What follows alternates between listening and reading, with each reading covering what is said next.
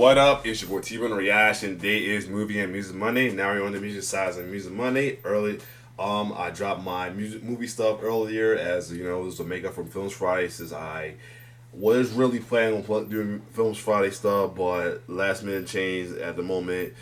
And I had pulled everything. So stuff from music that I planned for Music Monday, Films Friday, including some extra stuff, will be posted earlier today. But anyway, we're going to continue for Music Monday with the DJ Mag story behind some of your favorite classics. This one was a instant classic that came not too long ago, and I think it was like one of the popular songs during the pandemic era as well too. That's none other than Acraze. Do it to it, which was a house tech remix based off of social dev group Cher's songs. Do it as well too. Let me make sure that's the right song. Do it is called Do It, right? Do It too. Same as well too. I'm trying to remember that they came out around the pandemic as well too. Double check.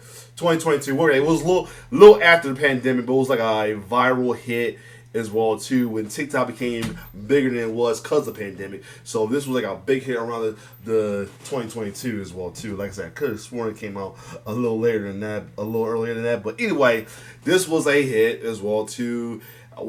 Took care of a lot of clubs when clubs start opening, and parties when start opening back up and everything as well too. So without further ado, let's check out the story behind this this recent hit song. Let's get it.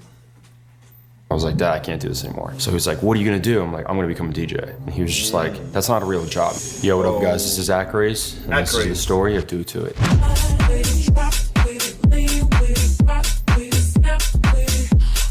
From Staten Island, okay.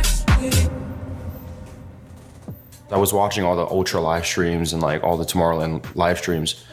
I'm like, the only way for me to get on these stages is if I like learn how to produce music. That was, and like I say, he reminded me of all those DJs. We love, especially those in EDM. We love the atmosphere of the Tomorrowland, the Zoo, all the EDM, EDC, all the other ones as well too. Man, it's just so awesome experience. Though I kind of experienced something like that with Made in America, while seeing Steve Aoki and a good amount of them live, Mark and Garrett and a good amount live too, in the Firefly Fest as well too. So yeah, I guess I can understand that. No one's just a regular DJ here. Everyone makes their own music. Yep, 2016 is when I actually started. I told my parents, like, it was 2 years after high school, like, what the hell are you doing? Like, you need to go to college or you need to figure something out. Like, you're gonna come work with me. So I worked with my dad for a while, and he works for like this electricity company. In the meantime, I'm like listening to like tutorials like how to make music in my ears, and like while I'm like digging holes, and I'm like, eventually I gave up. So he's like, what are you gonna do? I'm like, I'm gonna become a DJ. And he was just like, that's not a real job. You need to find things that are gonna make you money. I was like, screw this, I'm running away from home. I need to chase this dream. My friend Dakota, who was actually in Acraze, he was like, yo, you can come live with me for a while. You know, I didn't have a job, so the only thing I did was make music for like 13, 14 hours a day. And then like 2 years after I moved in with him, I ended up making like Jersey club music. Okay. It was just like really getting big because Skrillex was starting to play it too. It was like a genre that Skrillex really liked. Yeah, that was the thing. Like for a while, Jersey club started getting into the EDM scene with like not exactly how it was the actual Jersey club, so you hear, but like, you know, got the same little boom, boom, boom, boom, boom, boom before it got any more popular than it is now. It was like getting popular in the EDM electronic scene as well too. Like it's actually almost part of electronic music for a good minute as well. So yeah, I should know I DJ a good amount of them as well too. So yes, I ended up remixing one of his songs. He ended up playing it. And so like that was like my big break, and like everyone was trying to figure out what remix this was. So like all the DJs started asking me for it. Fast forward to quarantine, from 2020 to 2021, I was making house records. One of those songs was Do It To It. I have like my desk, my bed, and my whiteboard. I mean, that's the only three things that I really look at in my room. In my whiteboard, I usually like every 2 weeks I erase it and I write something new, whether it's like to finish a certain amount of songs or like just random stuff. During that time, I got to drive going, shit. I wrote down like what people weren't doing and what people were doing. What people weren't doing, I felt at that time was not enough of like the R&B samples, maybe with like house music or like trap drums. I don't know. I was trying to figure something out. 2 weeks later, that's when I was on Instagram and I saw this girl who got a new car, and she was just like jamming to the original "Do It To It."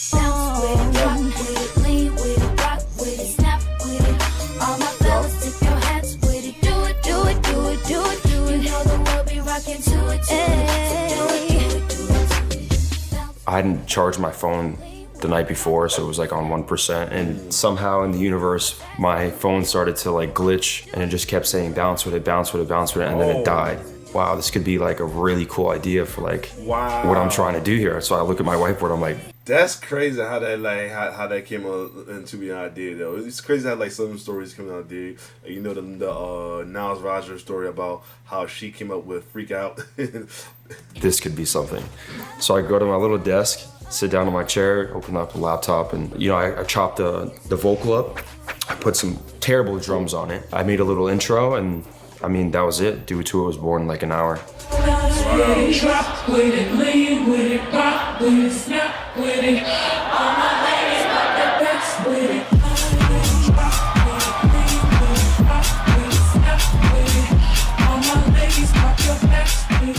Fast forward to New Year's, I played the record, and I got like the craziest response, like 500, 600 DMs when people were like asking me, what's this record? And then all the DJs were asking about it. In case you're wondering, a lot of EDM when it was new, they was on the track ID. They was on the ID. A lot of they'll say the artist, they'll say ID because just getting guessing as well too. They'll like because sometimes DJ will like throw something in, not to like because the person the artist don't want them to let them know what it is or release it out yet as an actual single. But yeah.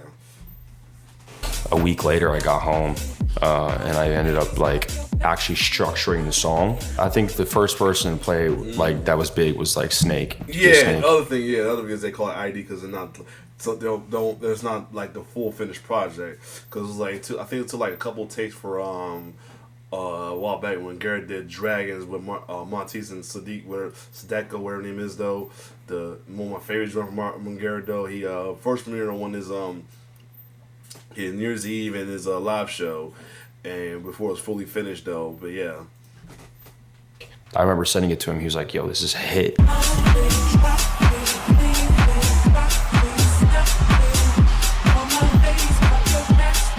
It was the weekend of Hard Summer in the US. Everyone on the main stage in one day just played the song. I tweeted about it and I was like, this is so crazy. I've never seen like one song played by every single DJ on the main stage. It was really cool.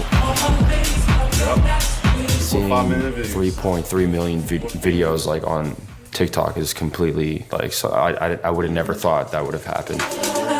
Yup, it became a TikTok hit. All my ladies, pop your backs with it. I think it was on commercial too. Megan Thee Stallion did one which was really cool. Yeah, I remember that. All my ladies, pop your backs with it. What also helped go viral on TikTok was the Zed edit at EDC Vegas. He hit me up on Instagram and was like, yo, I'm gonna use your song as my intro. So then I heard that he did the Squid Games edit. He texted me like moments after that and was like, bro, with all caps with like 30 O's, like, bro. So I was like, what happened? He was just like, you gotta see this video. So then the next day he posted it and like it went so viral on Instagram, and then like TikTok, ate it up. Ah, nice. He says is that dude. Zed is that dude. No cap.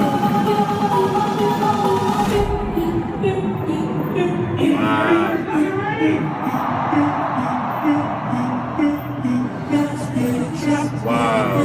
That was tough right there. That was tough. Oh my god. Woo!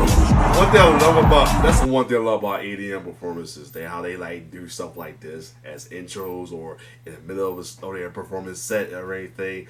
That's so awesome, man. Oh my god, I do miss going to, cause I told you a while back I did work at a spot that I was doing a street team before that did EDM shows as well too. Trying to get in as a DJ, but yeah, whoo, I miss it.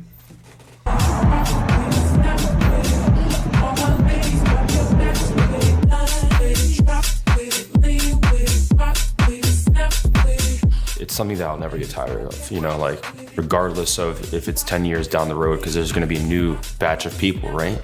I'm still going to be playing it. It's like my first hit, so I enjoy playing something that I've worked so hard on, and it's like my baby, you know, like it's something that I really love, so I'll never get tired of playing it.